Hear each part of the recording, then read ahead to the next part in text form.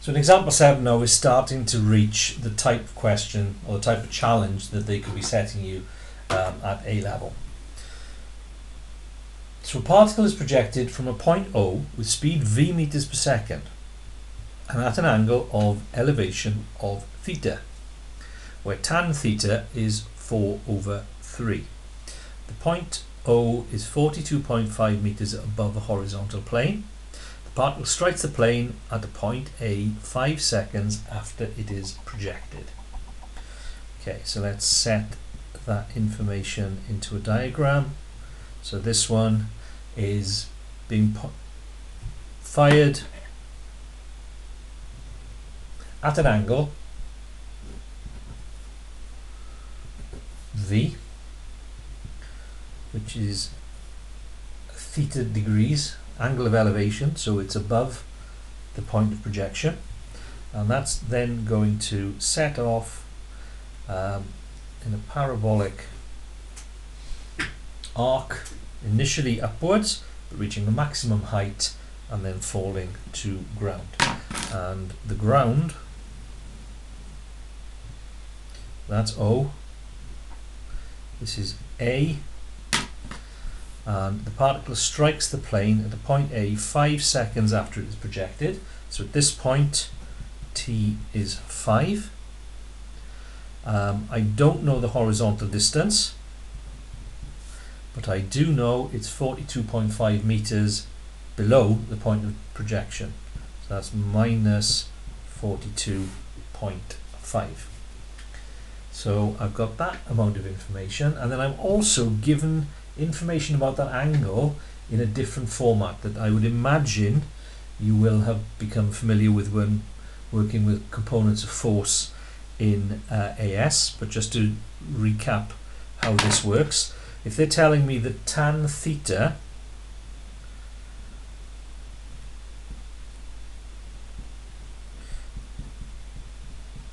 is 4/3, I know that tan is opposite over adjacent, so that's the opposite, which means that's 4, and the adjacent is 3.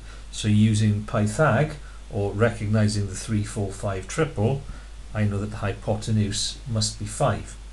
So if they're telling me tan theta is 4/3, I can directly write cos theta is A/h, which is 3/5, and sine theta is O/h, which is 4/5. So that means that my horizontal components, I know that Sx is x, that's one of the things I'm trying to find. Ux is U cos theta,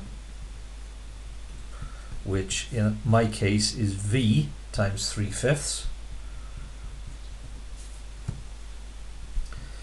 Ax is 0, and the time that I'm interested in is 5. And then vertically, Sy is negative 42.5. Uy is being fired upwards, so the Uy is going to be positive. So Uy is going to be U sine theta, which in this case is V times 4/5. Ay is always fighting down, is fighting to bring the particle to Earth, so minus 9.8, and T is 5. So if I put all of that into my S equals UT, I'm going to have X minus 42.5 equals UT, which is going to be 0.6V, or leave it in terms of fifths actually, 3/5 V and 4/5 V, T, which is 5, minus a half, 0, sorry, plus a half, 5 squared. So if we look at the horizontal line of maths, we've got two unknowns, x and v. If we look at the vertical line of maths, we've got one unknown, which is v.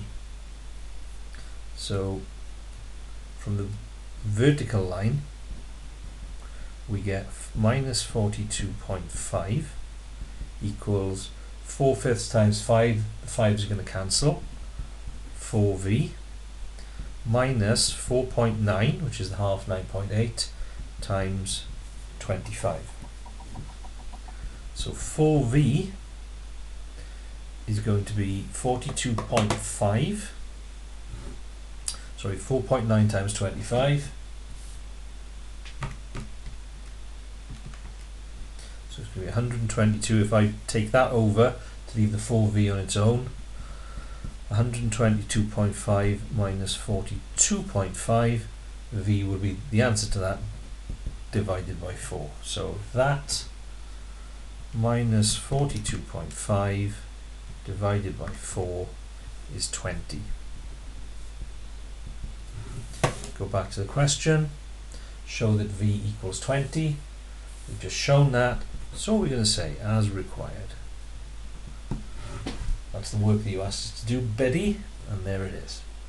So that's part A. Then for part B, find the distance OA. So to find the distance OA, first of all we want to find out what the horizontal range is, and then the distance OA is that as the bird flies line rather than the displacement in a horizontal and vertical fashion. So coming back to this now, that was taking the vertical line of maths. If we now take the horizontal line of maths, we have x equals 3/5 times 5 is going to be 3v plus 0, and x equals 3 lots of 20 equals 60 meters. So to find OA, what we're working with here is we know that we've got a horizontal distance of 60, a vertical drop of 42.5, and we want to know what that distance between O and A is. So to get D, we're going to use Pythag. 60 squared plus 42.5 squared .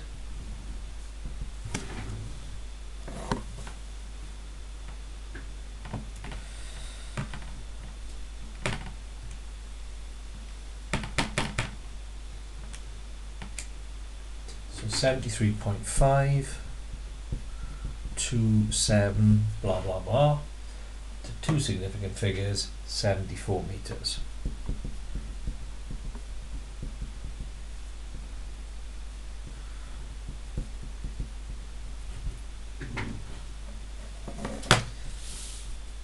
And that's what we need to do for example 7.